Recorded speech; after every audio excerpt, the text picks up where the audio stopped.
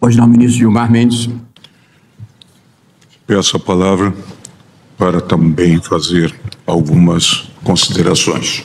É com grande consternação, mas também com a serenidade que a gravidade do momento exige e com a firmeza que a defesa de nossas instituições impõe, que na condição de decano me dirijo a vossas excelências e ao povo brasileiro no dia de hoje.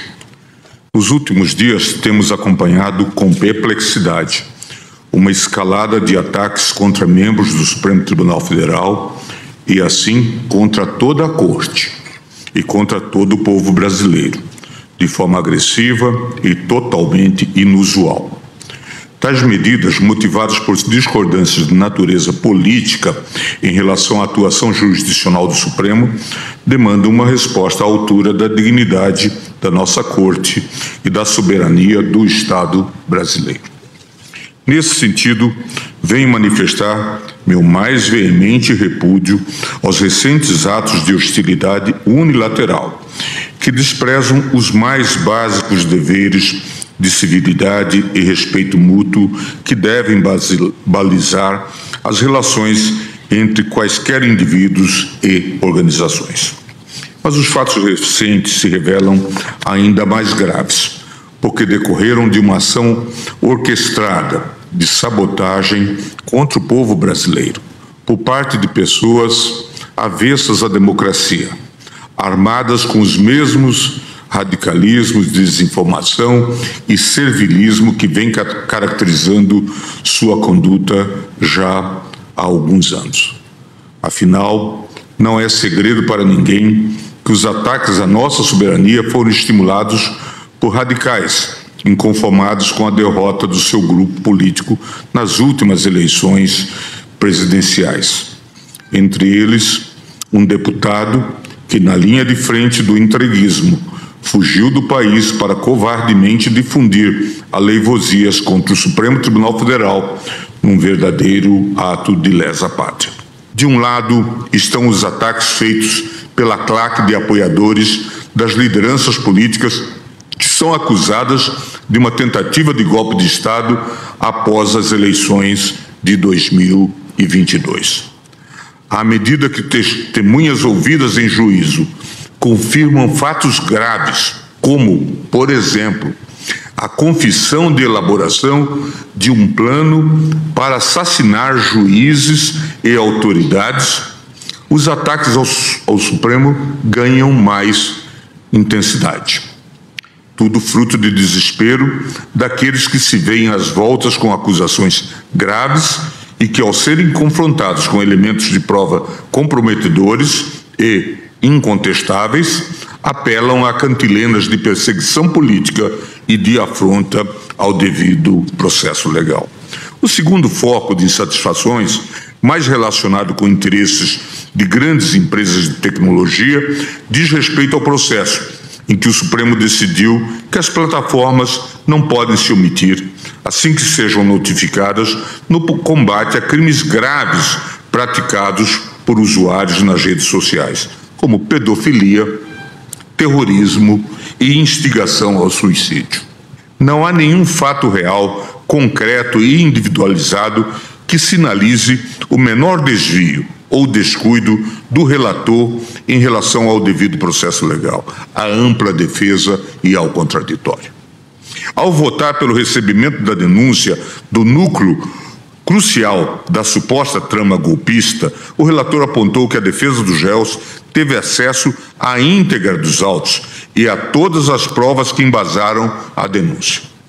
E mostrou que há registro oficial das inúmeras ocasiões em que os advogados manusearam os autos da ação penal e das investigações. Tais calúnias devem ser compreendidas pelo que verdadeiramente são: retórica política barata dos acusados e de seus asseclas para desacreditar o tribunal e tentar desviar o foco do debate público dos graves fatos que estão sendo revelados pelas testemunhas e pelas provas apresentadas pela Procuradoria-Geral da República. Não por outra razão, a cada testemunha que afirma ter presenciado uma reunião para discutir meios de interferir na Justiça Eleitoral e a cada mensagem de aplicativo que mostra os bastidores da trama golpista, os ataques contra o relator voltam a aparecer com mais força. Essa estratégia faz parte de um método que já é bastante conhecido por todos. Afinal, vivemos em tempos em que a verdade é frequentemente distorcida e a desinformação é usada como arma política.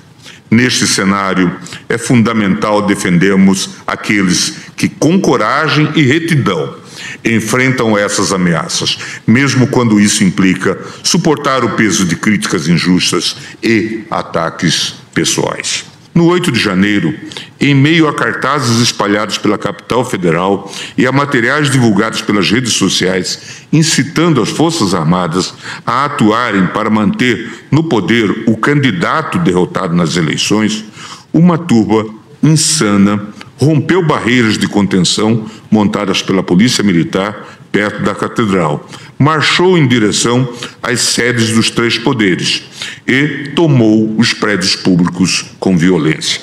As imagens da destruição, truculência e incivilidade, amplamente divulgadas pela mídia nacional e internacional, provocam um sentimento de vergonha e indignação no povo brasileiro. É imperioso reafirmar a soberania nacional do Brasil. Somos uma nação dotada de um sistema jurídico robusto e independente, construído sob os pilares da democracia e do Estado de Direito. Ataques à nossa atuação jurisdicional representam não apenas um desrespeito à nossa Corte, mas uma afronta à própria soberania de nosso país. Em um cenário global cada vez mais interconectado, o respeito mútuo entre as nações e a não ingerência em assuntos internos são princípios basilares da convivência pacífica e harmoniosa. É importante que fique claro. Esta mesma Corte, senhor presidente, não haverá de submeter-se agora e está preparada para enfrentar, uma vez mais e sempre, com altivez e resiliência, todas as ameaças, venham de onde vierem. Por fim, gostaria de encerrar esta minha fala solidarizando-me com o ministro Alexandre, que há muito tempo tem sido vítima de injustas agressões e tentativas de intimidação em série. Já me pronunciei neste sentido e agora reafirmo. Vossa Excelência, ministro Alexandre, tem prestado um serviço fundamental ao Estado brasileiro, demonstrando prudência e assertividade na condução dos procedimentos instaurados para a defesa da democracia. Aos propagadores da instabilidade e do caos, irresponsáveis e pusilânimes que se auto-intitulam patriotas, mas que trabalham abertamente contra os interesses do seu próprio país, não tenham dúvida de que seus atos criminosos, praticados contra autoridades constituídas e contra o povo brasileiro, receberão uma resposta à altura por parte do Estado brasileiro. Que ninguém duvide da imparcialidade e da legitimidade da atuação do Supremo Tribunal Federal. E que ninguém ouse desrespeitar a soberania do Brasil. A democracia e as instituições brasileiras são fortes e resilientes. E é por isso, senhor presidente Barroso, senhor ministro Alexandre, senhores ministros, senhora ministra Carmen Lúcia, que o Supremo Tribunal Federal e o nosso Poder Judiciário permanecerão inabaláveis em sua missão de servir à Constituição e ao povo brasileiro. Muito obrigado.